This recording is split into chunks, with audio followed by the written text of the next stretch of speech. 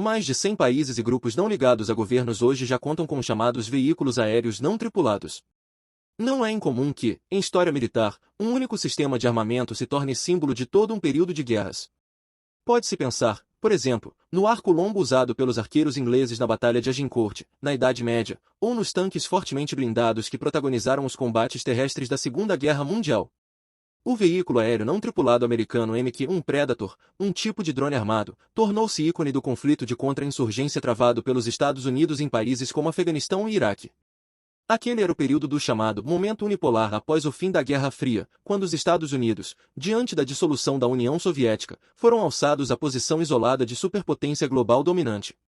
O status simbólico dos drones se consolidou quando o Predator, originalmente concebido apenas para reconhecimento aéreo, foi armado com mísseis Eufire. Seu sucessor, o Reaper, já foi projetado especificamente para ser um drone assassino, Hunter Killer, na nomenclatura em inglês, traduzido literalmente como caçador assassino.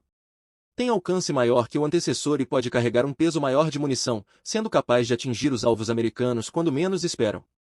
Acredita-se, por exemplo, que drones Reaper tenham sido usados para matar o general iraniano Qasem Soleimani fora do aeroporto de Bagdá em janeiro de 2020. Por um breve período, apenas Estados Unidos e Israel, com sua própria indústria de drones, foram capazes de realizar essas operações. Pode-se dizer que esta foi a primeira era do drone de combate. No entanto, as coisas mudaram drasticamente.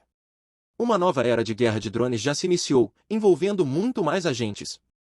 E o uso de veículos aéreos não tripulados, UAVs, sigla criada a partir do termo em inglês, passou da guerra de contra-terrorismo ou contra-insurgência para o combate convencional em grande escala.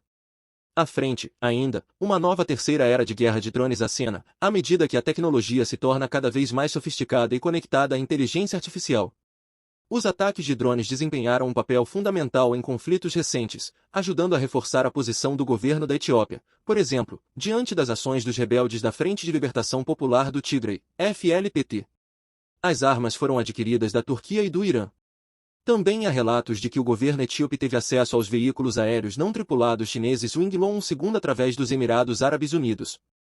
Os Emirados também forneceram drones de fabricação chinesa para o general Khalifa Haftar, considerado um aliado, que os utilizou na brutal guerra civil da Líbia, conflito que se seguiu à derrubada do ditador Muammar Gaddafi em 2011.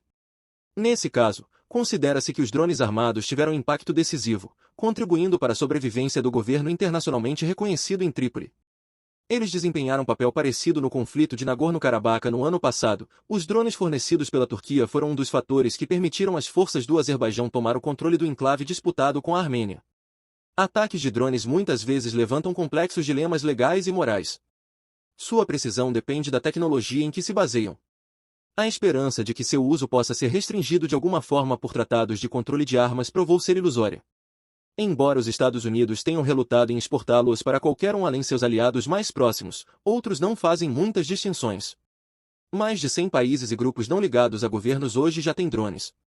Nesse sentido, a disseminação de veículos aéreos não tripulados parece um fato dado, diz Paul Charre, diretor de estudos do Center for a New American Security, Centro para uma Nova Segurança Americana, em tradução literal. A China é de longe o principal exportador global de drones armados, pontua. Mas eles não são acessíveis apenas às principais potências militares. Potências médias como Irã e Turquia têm acesso à tecnologia de drones e estão vendendo sistemas no exterior. Segundo ele, a tecnologia comercial de drones está tão amplamente disponível que qualquer um poderia construir um drone de ataque DIY de do-it-yourself, ou faça você mesmo rústico por algumas centenas de dólares. E alguns grupos terroristas o fizeram, completa. Estados e grupos não ligados a governos que não podem comprar caças podem comprar drones. E embora os drones não tenham a mesma capacidade dos caças, eles dão a esses atores acesso a algum tipo de poder aéreo. Combinados com tecnologias digitais que tornam possível a vigilância em alta definição e ataques com precisão, os drones podem ser bastante letais para as forças terrestres. O uso recente de veículos aéreos não tripulados em conflitos regionais e guerras civis dá um indicativo do papel que os drones podem desempenhar em conflitos armados no futuro. Em meio a seu envolvimento na Guerra da Síria, a Rússia usou os campos de batalha como espaços de testes para a incorporação de drones em sua ordem de batalha de forma mais ampla.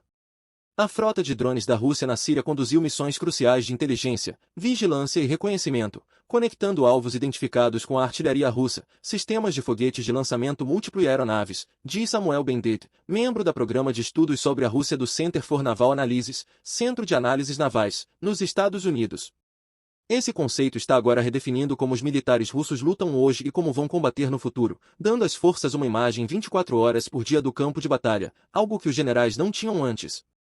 A guerra civil no leste da Ucrânia, Guerra de Donbas, com início em 2014, que, apesar das negativas de Moscou, tem contado com o envolvimento militar russo, também dá sinais importantes sobre como os veículos aéreos não tripulados podem vir a ser usados. Vários tipos de drones de fabricação russa foram abatidos no leste da Ucrânia. Bendit diz que o trabalho de inteligência e o reconhecimento continuam sendo sua missão principal, mas também tem outro papel importante na guerra eletrônica, com uma classe especial de drones russos adaptados para esse fim. A guerra eletrônica é caracterizada pelo esforço para localizar forças inimigas pelos sinais que elas enviam e, a partir daí, isolá-las ao bloquear suas comunicações. Se de um lado a Rússia pode estar algo como uma década atrás dos Estados Unidos em termos de sofisticação tecnológica, de outro pode estar à frente em termos de integração de drones em suas unidades de combate. Os drones militares estão presentes em toda a estrutura da força militar russa, diz Bendit. A utilidade desse arranjo foi comprovada em combate com instâncias de unidades blindadas ucranianas.